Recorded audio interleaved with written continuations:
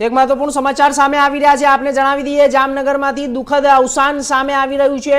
સૌથી મોટા સમાચાર બ્રેકિંગ ન્યૂઝ, જ્યારે જામનગરમાંથી દુઃખદ ઘટના સામે આવી રહી છે અને આ સાથે જ આપને જણાવી દઈએ કે જામનગરમાં આમ આદમી પાર્ટી ઉમેદવારનું અવસાન થયેલું છે। હાર્ટ એટેકથી મોત, સ્થાનિક લોકોની અંદર અત્યારે હાલ દુઃખદ એક ભાવના જોવા મળી રહી છે। સ્થાનિક રાજકારણમાં શોકની લહેર અત્યારે સામે આવી રહી છે। સારવાર બાદ પણ બચાવી ન શક્યા। આપને જણાવી દઈએ કે સૌથી મહત્વપૂર્ણ સમાચાર સામે આવી રહ્યા છે, દુઃખદ સમાચાર છે। જામનગરમાંથી દુઃખદ ઘટના સામે આવી છે।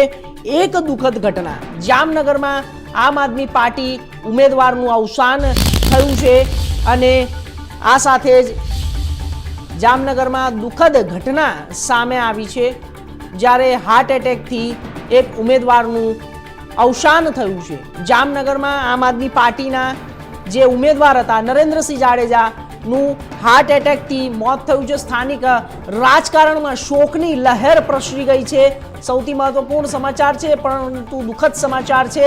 સ્થાનિક સ્વરાજ્ય ચૂંટણી 2026ને લઈને જ્યારે આ એક દુઃખદ સમાચાર સામે આવી રહ્યા છે, એ પણ જામનગરથી આવી રહ્યા છે। જામનગરમાં દુઃખદ ઘટના, સૌથી વધુ દુઃખદ ઘટના એ હતી કે ચૂંટણી હતી અને ચૂંટણી સમયે જ આવી દુઃખદ ઘટના સામે આવતા હાલ આસપાસના સ્થાનિકોમાં અત્યારે હાલ દુઃખનો માહોલ જોવા મળી રહ્યો છે। નરેન્દ્રસિંહ જાડેજાનું હાર્ટ એટેકથી મોત થયું છે।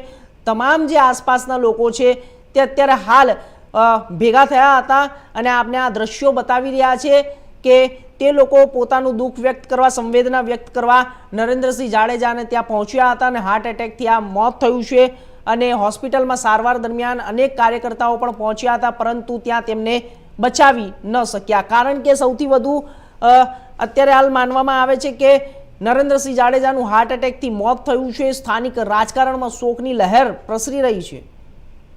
સીધા દ્રશ્યો આપને આ બતાવી રહ્યા છે હોસ્પિટલના।